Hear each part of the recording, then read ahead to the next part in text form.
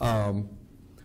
Ashcraft and I met with Mr. Sweet of the Office of Economic Adjustment several weeks ago regarding the possibility of the county participating in a joint land use study.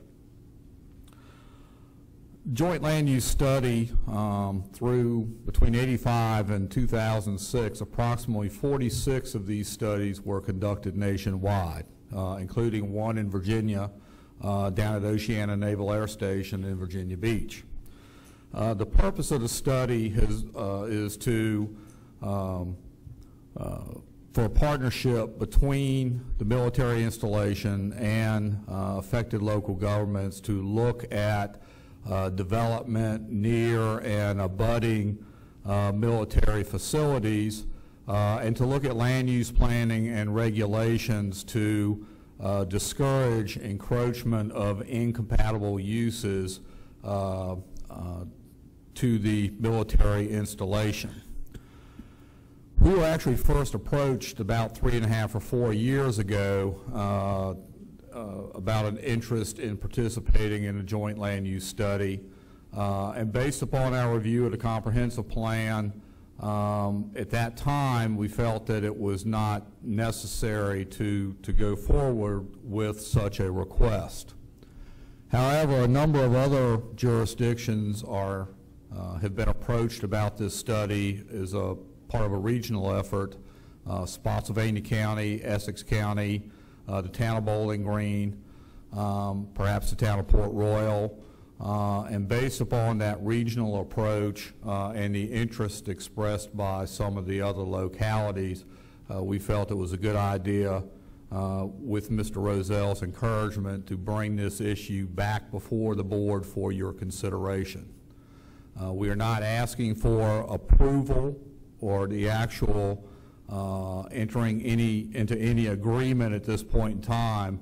We're simply trying to gauge the interest of the board as a whole as to whether you would like us to continue the discussions either individually, Caroline County alone, or as part of a regional effort with the other localities for a joint land use study. And with that, I'll answer any questions that the board may have. All right, questions of Mr. Pincham, Mr. Popowitz? More of a statement, Mr. Chairman. I have the opportunity quite frequently to speak with the folks over at AP Hill, given my position with Boy Scouts, and I think that something like this is very much something that we need. I think that that AP Hill feels that the cooperation and some of the misunderstandings that have happened in the past could be eliminated with a JLIS.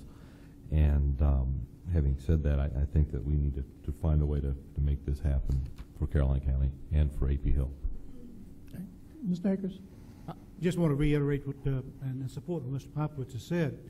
I think that this past summer was probably a very rough spot in the road, if you will, between AP Hill and Caroline, and I think those things could have been prevented had we had something in place and that people did not get excited and I think maybe stir things up that really did not need to be stirred up.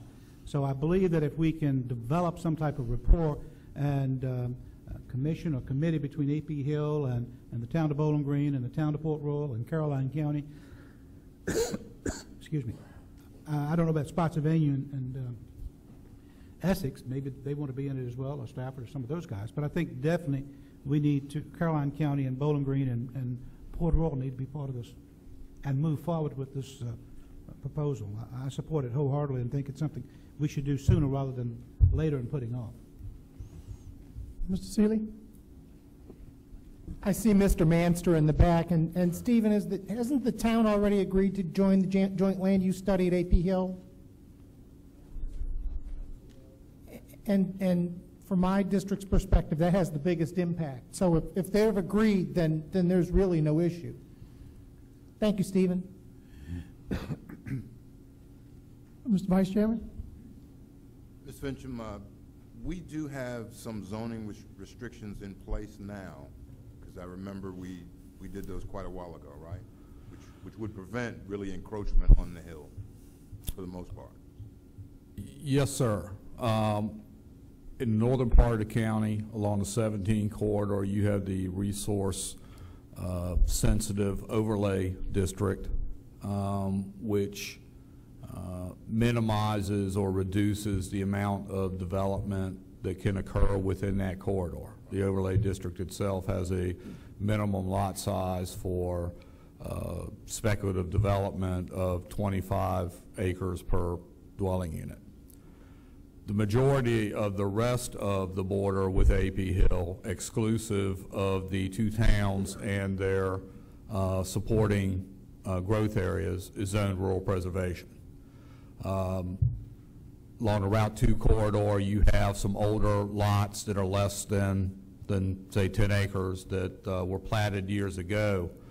But from a zoning perspective, the board, since the adoption of the 77 comprehensive plan, has attempted to discourage higher density development adjacent to AP Hill, and made some comprehensive plan changes based upon recommendations of AP Hill to protect the boundaries. So we're really, and the whole point of that was we're really on the way of doing a lot of things this joint land use study is going to come up with, for the most part. Yes, sir. It may look at other, it may look in more detail at uses, buffers, perhaps some of the open space preservation or land acquisition programs. I think one of the concepts that they promoted as part of our discussions is, I think historically, this perhaps has been viewed as a one-sided discussion. What can the locality do to benefit or protect the military installation? It's been articulated that there is a renewed interest in making this a two-way discussion, and that the military installations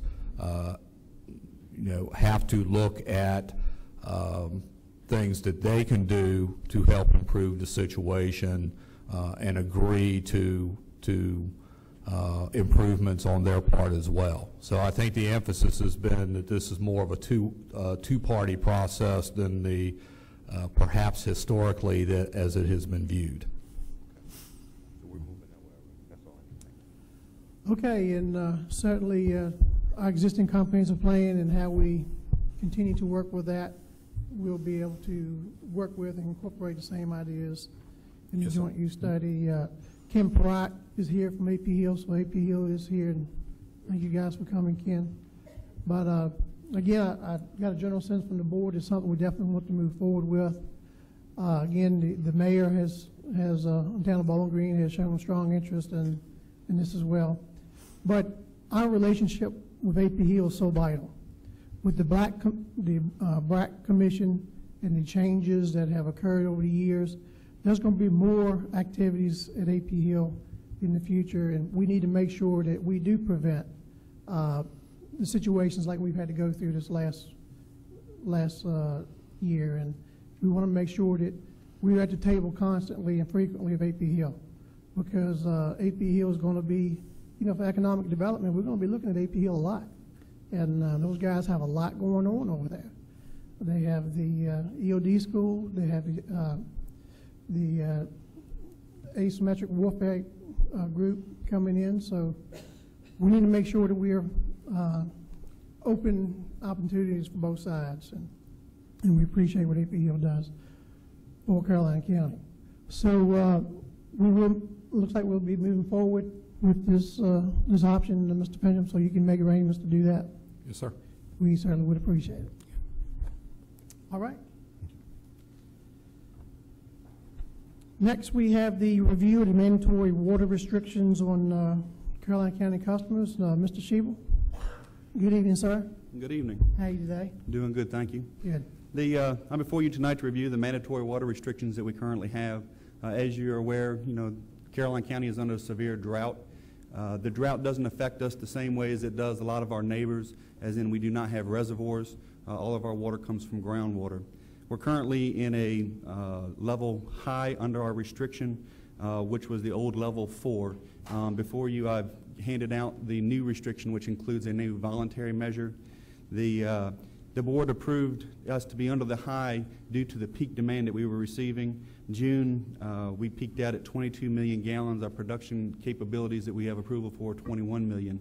Our August peak was 16.6 million. So we've seen over a 5 million gallon reduction. Some of that was because of restrictions. We're also starting to see that because our peak time is between Memorial Day and Labor Day. So we're going to drop even more. Our current restrictions do not allow for outside watering of grass, and we're now at a point where our production capabilities can meet the watering needs. We would like to go to a low level, or under the new plan, a level 2 restriction. The difference is that allows alternate watering of lawns on odd, even days. It's definitely affected our builders and being able to put sod down in the communities, and this will definitely assist them. It's kind of a double-edged sword when you're looking at restrictions, because restrictions also impact us financially. So our production, we've got 5 million gallons a month reserve right now that we'll have to be able to meet any future demands for the foreseen future. And it's recommended that we go to a level 2 restriction, or what would be called low. Questions, Mr. Popowitz? Yes, sir. Ms. Akers? Mr. Seeley? Mr. Vice Chairman? I have done. Motion in order to move to level 2 would be effective immediately. So move. Second. Motion made and properly seconded. We move to level 2. All those in favor say aye. Aye. Opposed, same. All right, motion carries. All right, next we have appointments. Appointment for the BZA for Port Royal District. Mr. Chairman, I have someone on the hook for that. I'm waiting for a final answer from that person. If you be kind enough to let me make that appointment next week. Okay, follow up on that one in the Board of Equalization. All right. And the Board of Equalization, I'd like to recommend John Lampman. All right. Second. Motion made for Mr. John Lampman and seconded by Mr. Akers. All those in favor say aye. Aye. Aye. Opposed, same. All right, motion carried. Thank you, Mr. Popowitz. Sure. The consent agenda items. Do board members have any items they wish to pull from the consent agenda items? Not, motion would be in order. So move. Second. Motion made and probably second that we move ahead with the consent agenda items as presented tonight. All those in favor indicate by saying aye. Aye. Opposed, same. And that motion carries. Okay. Anything else we can take, Mr. Ashcraft, or we just go ahead and take our break? Item 8, Mr. Chairman. Mr. Thomas had requested that. 8. Oh, that's just a letter from the sheriff. That's Okay. Okay. All right, looks like the other board wants to go ahead and we'll take a recess until 7:30. Mr. Chairman, if I might announce to the audience, if there's anyone who's going to speak under citizen comment, there will be a sign-up sheet down at the press table or right here in front. I would ask that you write your name as clearly as you can so that I can pronounce it properly when you are asked to come to the podium. If you would begin that process now, we'd appreciate it. And if anyone is representing a group, put a star beside it because you have a longer period of time if you're representing a group. Thank you.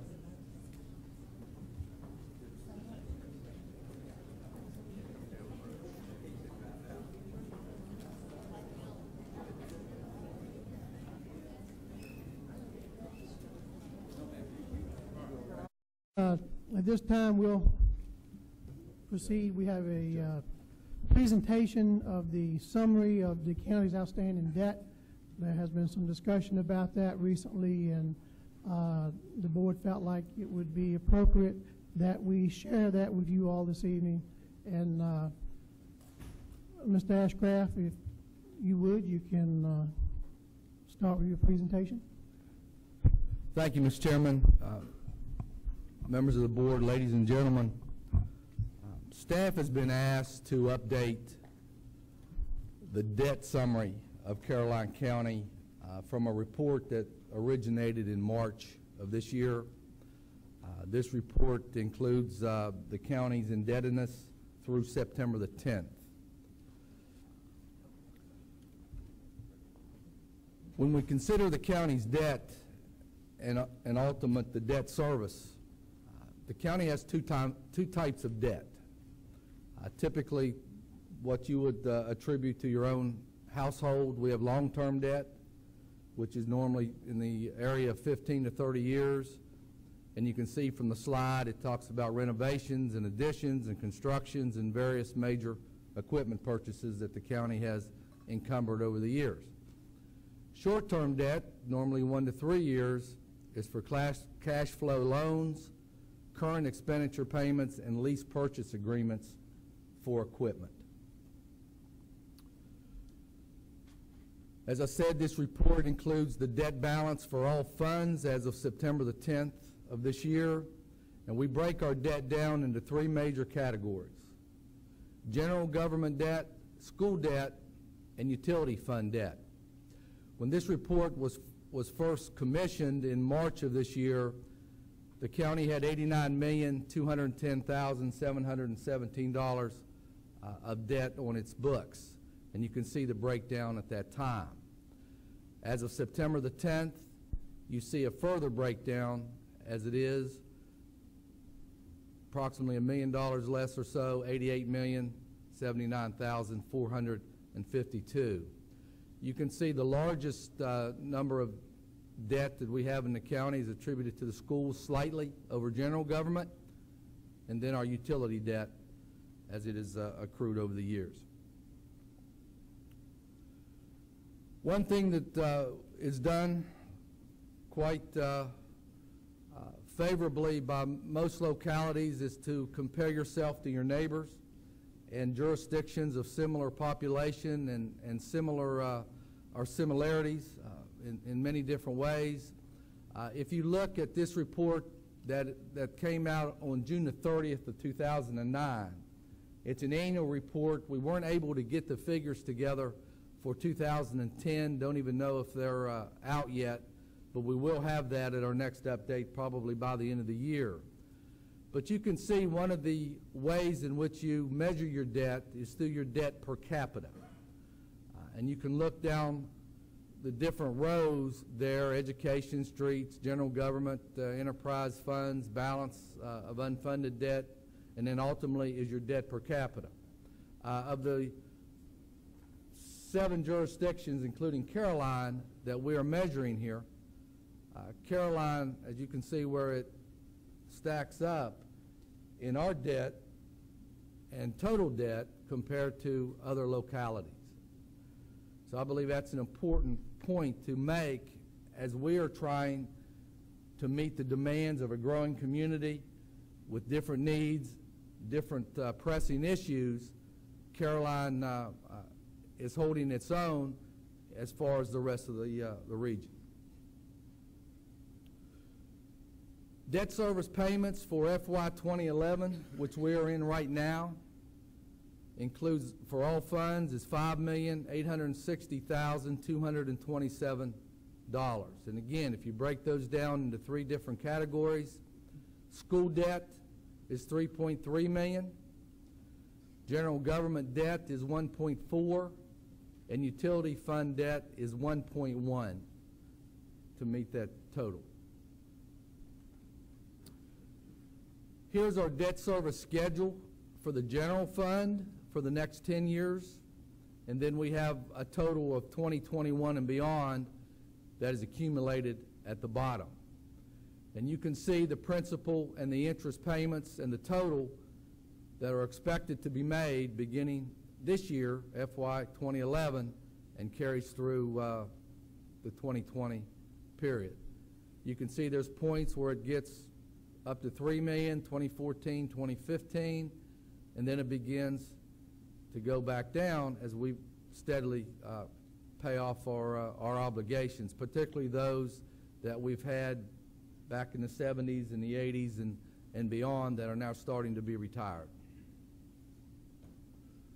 School debt, same way. Much of that is in the front end of this chart, and then it as well begins to bottom out with the particular projects that we have already borrowed for.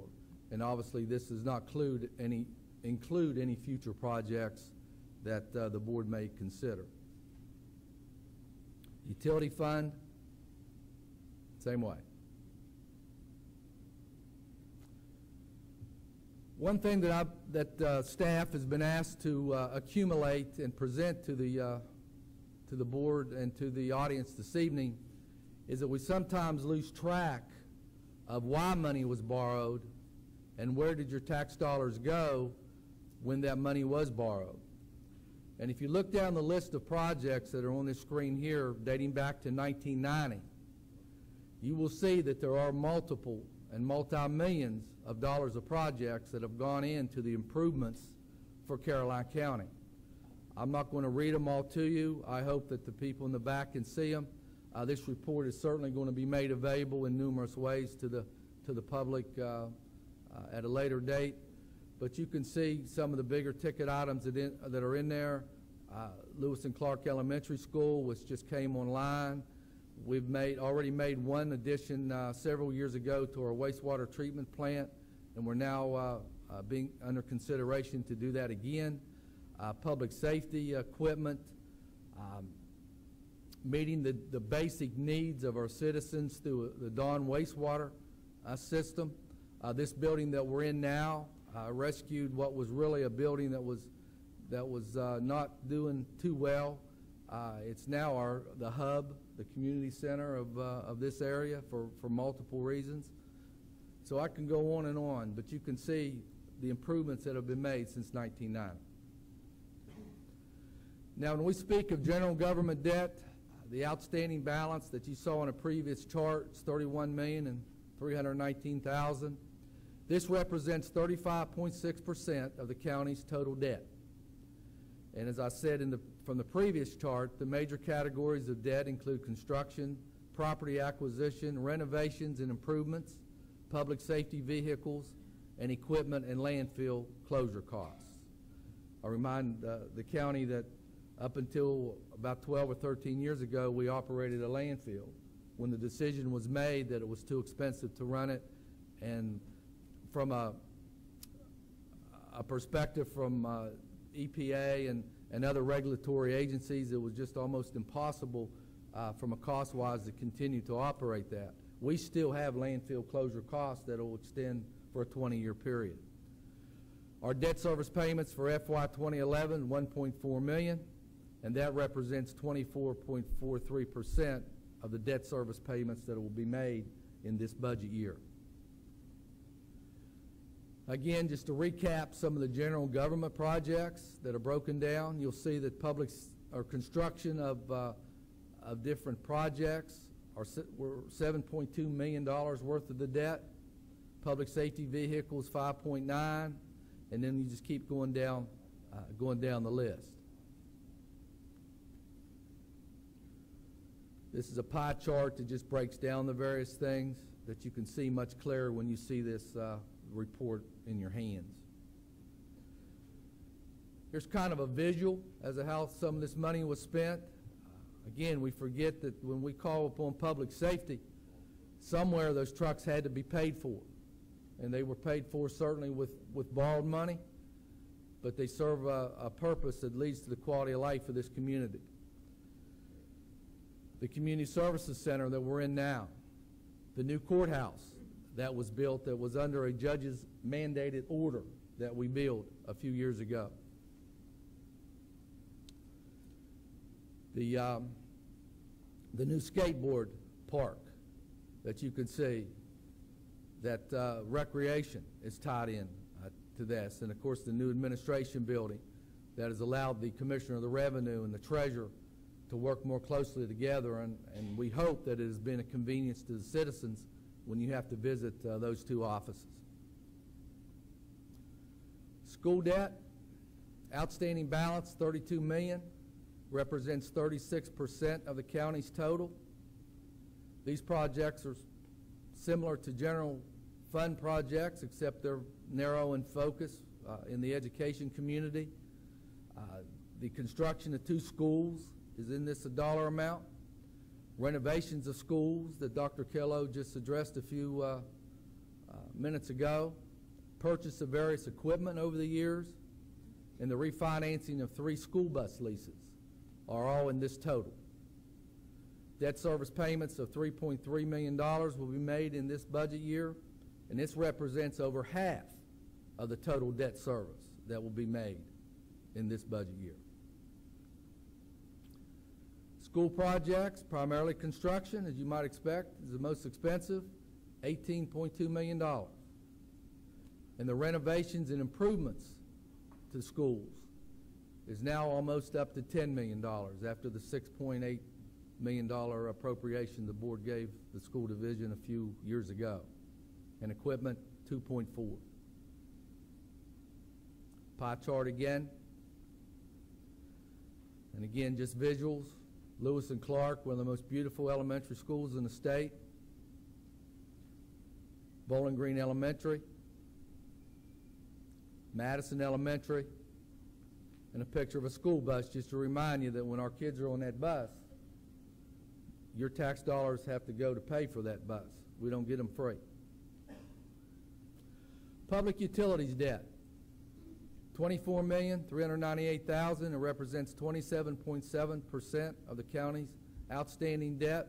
I would remind you that utility debt is tied in many ways to the enterprise fund, that there are revenue streams that are in place to address utility debt, both operations and debt service. The projects over the years have included the construction of water and sewer lines, well drilling in several areas of the county, one upgrade to the wastewater treatment plant and a smaller one that happened years ago, and construction of the wastewater system in Dawn. The 2011 debt service payments are in utilities, $1.1 million, and this represents almost 19% of the total debt in this budget year.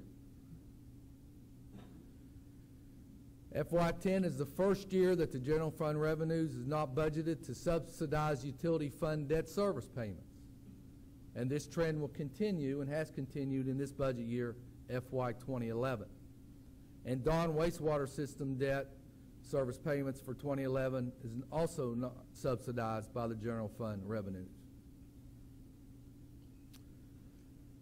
Public utility projects, as you would imagine, outside of operations, it's just about all in construction. We have what would be considered a young and modern utility system, so there hasn't been a lot of improvements. We haven't had to tear things out and replace them yet because of the newer lines being in place, but at some time we do have to put together a better maintenance program, and that would be done in operations as opposed to having to borrow for that. Pie chart again. Our wastewater treatment plant, the Dawn wastewater treatment plant. And this is a chart that I would like for everyone to see when you have a chance to review this up front, either online or a hard copy. This is a aerial of Carmel Church. And I want you to see all the projects that are in this aerial that would not be in place today if there were not utility lines in the ground.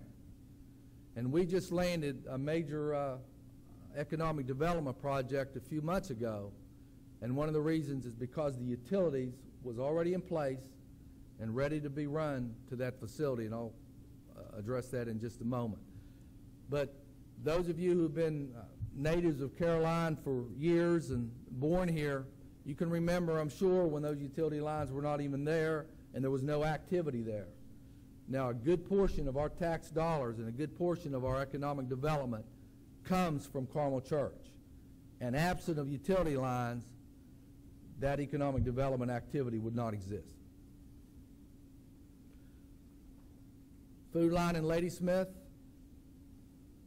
the Ladysmith Business Park, Virginia Bazaar, American Stone were all recipients of water and sewer in that area. The new Stellar One Bank, and again a picture of the Ladysmith Business Park, the new First Union Bank, the VSE Corporation that's up in the upper right, Ladysmith Village, Farmers Co-op, Pendleton Subdivision, and then McKesson that I spoke of earlier. All recipients of growth in the county because of the presence of utilities. Ladysmith Commons, although they don't have any tenants right now, you can see that it's poised to receive them, hopefully when the economy gets back on its feet. Revenues dedicated to debt service. The board over the years has adopted ordinances that has tied debt service and the revenue of that particular funding stream directly to debt service and not to be used for anything else. Certain designated personal property taxes, meals taxes, consumer utility taxes, local communication taxes, and rent from the health department have all been dedicated revenues to be used for just debt service and not for any other purpose. So total dedicated revenues is $3.4 million this year in FY 2011, and that only leaves a balance of 1.8 that the general fund has had to pick up. So as I conclude, Mr. Chairman, the county has an outstanding debt, as I've mentioned, of $88 million as of September the 10th. The majority of this debt is supported by tax revenues, with the balance coming from utility user revenues and availability fees. Some policy issues that we always measure ourselves by: good financial practices, making sure that we aren't stepping too far out of bounds and that we advise the board properly when they're making debt decisions. And one of those happens to deal with assessment of real property value, and we are within the 3% that is established in finance policies and procedures. The ceiling of our debt is below the 4% used as a typical guideline for local governments, and debt service expenditures as a percentage to county-wide expenditures also within county's parameters of 10%, which is established by county policy. Mr. Chairman, as I said briefly a little bit ago, the report will be online in the morning. The report will be available by hard copy should any member of the public want to see it. And we make it available, and we'll be happy to meet with citizens either individually or by group to go into more detail as to the contents of this report. All right, Mr. Ashcraft, we certainly appreciate the staff report, and we are grateful for your presentation. At this time, we'll move into the next item, and that is a public comment period.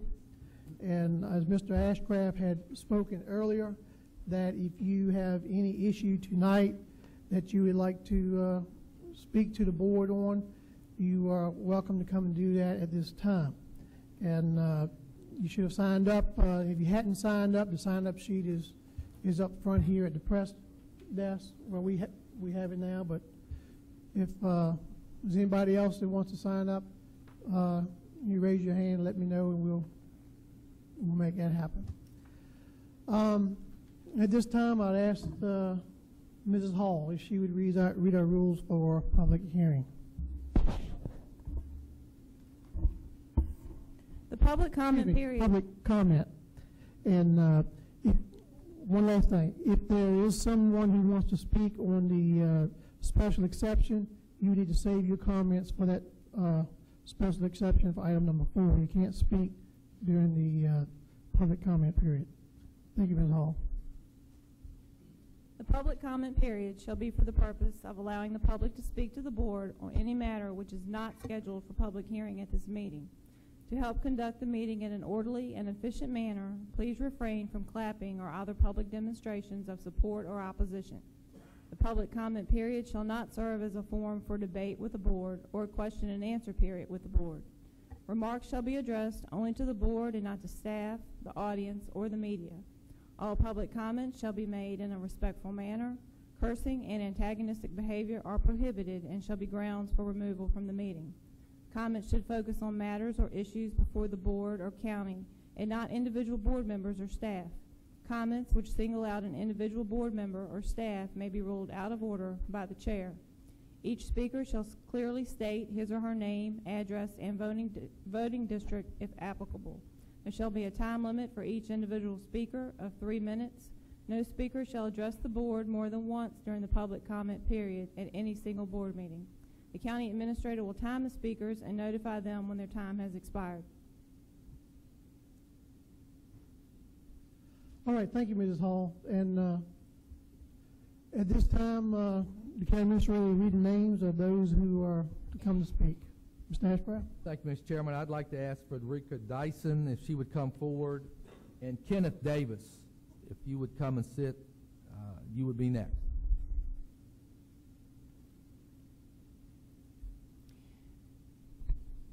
Mr. Chairman, members of the board, my name is Frederica Dyson, and I reside in Dawn, Virginia, in the Reedy Church voting district, and I have been a resident there for 38 years.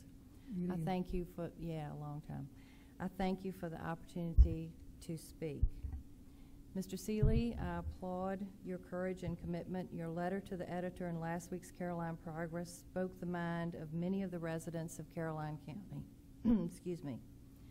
I agree that our schools are the most important thing we can spend our money on. I also agree that the county infrastructure will continue to need to be updated and that utilities must be provided in order to attract both new business and new residents. And to quote you, Mr. Seeley, the county can't afford bright, shiny things. Mr. Thomas and Mr. Popowitz, I am saddened for your constituents that you had no comment. They have the right to know how you will represent them on every issue that comes before the Board of Supervisors. Mr. Rozelle and Mr. Akers, I thank you for your comments in the progress. It does appear that you are both on the same page, even if that page is not always in the best interest of all of the citizens of the county. I have had several conversations with Mr. Rozelle, most recently last week, and he has, well, let me just read a few things here. He was willing to share his thoughts about the borrowing of an additional $63 million for the county. He stated that money is the cheapest it's been in a long time. And yes, it is. 4% interest is a great thing. You're right. It is a great deal if you can borrow money at 4% interest. My concern is how we will pay it back. The county's debt would then be, and with your new numbers, mine are a little inflated. I have $163 million because the last stated amount in the public stated amount was $103 million. So that would be $166 million, which is over $4,000 per capita. And I can't see the plan to pay it back. I've been a member of the business community for almost 50 years, and I have never worked for a company that didn't have a budget and didn't have to meet that budget. Sometimes that meant making very hard choices like laying off workers, not proceeding with capital improvements, not investing in new programs. Because the budget had to be met, the loans had to be repaid. What is Caroline County doing to repay? 15 seconds. And where are the proffers that the developers owe the county? The citizens of this county were told that proffers would pay for YMCA and Ladysmith, not the tax dollars of all of the citizens of Caroline. And the high school needs a place for a swim team. How many students at the high school are on the federal lunch program? Where are those students going to get money for a Y? Thank you for your time. Thank you, Mrs. Dyson. Next, we have Mr. Next speaker is Ken Davis, and I would ask Harriet